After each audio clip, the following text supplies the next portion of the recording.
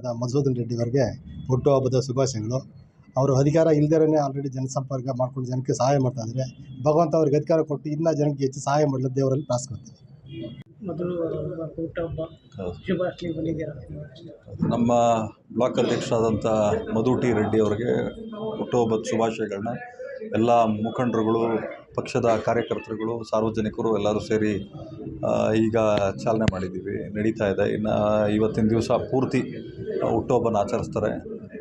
ಅರ್ಥಪೂರ್ಣವಾಗಿ ಪ್ರತಿ ವರ್ಷವೂ ಕೂಡ ಆಚರಿಸ್ಕೊಳ್ತಾಯಿದ್ರು. ಅದೇ ಥರನೇ ಈ ಸಲಿನೂ ಕೂಡ ಅರ್ಥಪೂರ್ಣವಾಗಿ ಹುಟ್ಟುಹಬ್ಬ ಆಚರಿಸ್ಕೊಳ್ತಾ ಇದ್ದಾರೆ.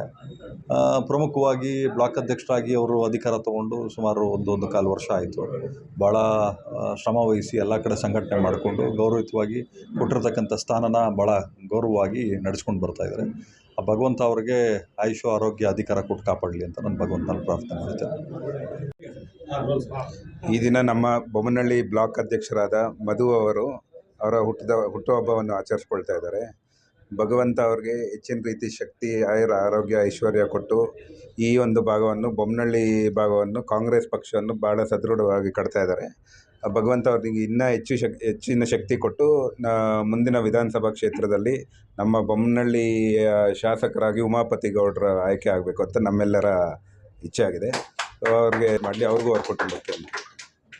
ನನ್ನ ಹುಟ್ಟುಹಬ್ಬ ಏನು ಆಚರಣೆ ಮಾಡ್ತಾ ಇದ್ದಾರೆ, ಇಲ್ಲಿ ಬಂದಿರೋರೆಲ್ಲ ನನ್ನ ಸ್ನೇಹಿತರು, ಸಂಬಂಧಿಗಳು, ಹಿತೈಷಿಗಳು, ನನ್ನ ವೆಲ್ ವಿಷರ್ಸ್ ಏನು ಬಂದಿದ್ದಾರೆ ಅವರಾಗಿ ಅವ್ರು ಬಂದಿರೋದು. ನಾನು ಯಾವುದೇ ಥರ ಇನ್ವಿಟೇಷನ್ ಯಾರಿಗೂ ಕೊಟ್ಟಿರಲಿಲ್ಲ. ಅದಕ್ಕೆ ಯಾರು ಅನ್ಯತೆ ಭಾವಿಸಬಾರ್ದು, ನಮ್ಮನ್ನು ಕರೆದಿಲ್ಲ ಅಂತ. ಇದನ್ನೇ ಏನು ನನ್ನ ಮೇಲೆ ಪ್ರೀತಿ ಇಟ್ಕೊಂಡು ಬಂದಿದ್ದಾರೆ. ಅದೇ ರೀತಿ ನಮ್ಮ ಪಕ್ಷದ ಮುಖಂಡರಾಗಲಿ, ನಮ್ಮ ಕಾರ್ಯಕರ್ತರಾಗಲಿ ಎಲ್ಲರೂ ಬಂದಿದ್ದಾರೆ. ಎಲ್ಲದಕ್ಕಿಂತ ಹೆಚ್ಚಾಗಿ ಇವತ್ತಿನ ಬೆಳಗ್ಗೆ ನಾನು ನಮ್ಮ ರಾಮಲಿಂಗಾರೆಡ್ಡಿ ಅವ್ರ ಮನೆಗೆ ಹೋಗಿ ಅವ್ರ ಆಶೀರ್ವಾದ ಪಡ್ಕೊಂಡು ಬಂದಿದ್ದೀನಿ. MLC ಎಲೆಕ್ಷನ್ ಅಲ್ಲಿ ಹೋಗ್ತಾ ಇದ್ದೀನಿ, ಇಲ್ಲಿ ಬರೋಕ್ಕಾಗಲ್ಲ ಅಂತ ಅವರು ತಿಳಿಸಿದ್ರು. ಅದೇ ರೀತಿ ನಮ್ಮ ಅಚ್ಚುಮೆಚ್ಚಿನ ನಾಯಕರಾದ ಉಮಾಪತಿ ಶ್ರೀನಿವಾಸ್ ಗೌಡರು ಬಂದಿದ್ದಾರೆ. ಅವರ ಸಮ್ಮುಖದಲ್ಲಿ ನಮ್ಮ ಹುಟ್ಟುಹಬ್ಬ ಆಚರಣೆ ಮಾಡಿಕೊಳ್ಳಲು ತುಂಬ ಸಂತೋಷದ ವಿಷಯ. ಹಾಗೆ ಆರ್ಕೆರೆ ಕಾಂಗ್ರೆಸ್ ಮುಖಂಡರು ಲೋಕೇಶ್ ರೆಡ್ಡಿ ಅವರು, ನಮ್ಮ ಹುಳಿಮಾವು ಎಲ್ಲ ಹಿರಿಯ ಕಾಂಗ್ರೆಸ್ ಮುಖಂಡರು, ಎಲ್ಲ ಹಿರಿಯ ನಿವಾಸಿಗಳು ಈ ದಿನ ನನ್ನ ಹುಟ್ಟುಹಬ್ಬಕ್ಕೆ ಈ ವರ್ಷ ಯಾವುದೇ ಪಕ್ಷಪಾತವಾಗಿ ಮಾಡಿಲ್ಲ. ಎಲ್ಲ ಪಕ್ಷದವರು ಬಂದಿದ್ದಾರೆ. ಎಲ್ಲರೂ ನಮ್ಮ ಹುಳಿಮಾವು ನಿವಾಸಿಗಳು ಬಂದು ನನಗೆ ಆಶೀರ್ವಾದ ಮಾಡಿದ್ದಾರೆ ಸರ್. ನಮ್ಮ ಸಂಘಟನೆ ತುಂಬ ಅದ್ಭುತವಾಗಿ ನಡೀತಾ ಇದೆ ಬೊಮ್ಮನಹಳ್ಳಿಯಲ್ಲಿ. ನೀವು ಈಗಾಗಲೇ ನೋಡಿರ್ಬೋದು.